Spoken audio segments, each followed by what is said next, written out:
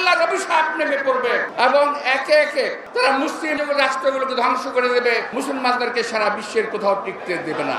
নিজেদের রাজত্ব বাঁচানোর জন্য, নিজেরা বেঁচে থাকার জন্য আজকে নেতৃত্ব দিচ্ছে না, তাদের প্রতি আল্লাহর অভিশাপ নেমে পড়বে। আমরা এই কথা বলে, এই সভা করে, সংহতি প্রকাশ করে সমাজ সেবন করতে পারি, কিন্তু কার্যকর পদক্ষেপ যদি আমরা না নেই, যদি জাতিসংঘ কার্যকর পদক্ষেপ না নেয়, যদি আমরা যারা এই সমস্ত অপকর্মের সহযোগী তাদের বিরুদ্ধে ব্যবস্থা যদি আমরা না নেই, ইসরায়েলি এই শাসন, এই অত্যাচার চলতেই থাকবে এবং একে একে তারা মুসলিম রাষ্ট্রগুলোকে ধ্বংস করে দেবে, মুসলমানদেরকে সারা বিশ্বের কোথাও টিকতে দেবে না।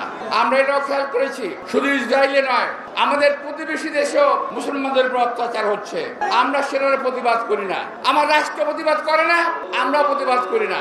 আমরা এটার প্রতিবাদ করতে চাই সারা বিশ্বের মুসলমানদের, যেখানে মুসলমানদের অত্যাচার হবে ইনশাআল্লাহ আমরা তার বিরুদ্ধে প্রতিবাদ করব, ইনশাআল্লাহ প্রতিরোধ করার চেষ্টা করব। প্রিয় ভাইরা, পরিশেষে আল্লাহ তাআলার কাছে কামনা করব, হে আল্লাহ, তুই আমাদের শক্তি দাও যাতে আমরা ইসরায়েলি এই বাহিনীর বিরুদ্ধে, এই ইহুদি বাহিনীর বিরুদ্ধে আমরা রুখে দাঁড়াতে পারি। হে আল্লাহ, তুমি শক্তি আমাদের দাও। বাংলাদেশে এমন নেতৃত্ব প্রয়োজন, জিয়াউর রহমান দরকার।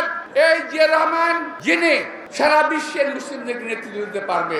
আমরা বিশ্বাস করি আমাদের নেতা তারেক রহমান তার যোগ্য উত্তরসূরি। আজকের এই সময় যদি আমি কথা বলি, অনেকে বলবেন যে চামচাগিরি করতেছে। না, চামচা না, উনি পারবেন। আমি মনে করি উনি ওনার অবস্থান থেকে ব্যবস্থা নেবেন। আমি বিশ্বাস করি সারা বিশ্বের, সারা বাংলাদেশের মানুষ আজকে আমার নেতার পিছনে থাকবেন, আমরাও তার পিছনে থাকবো। প্রিয় ভাইয়েরা,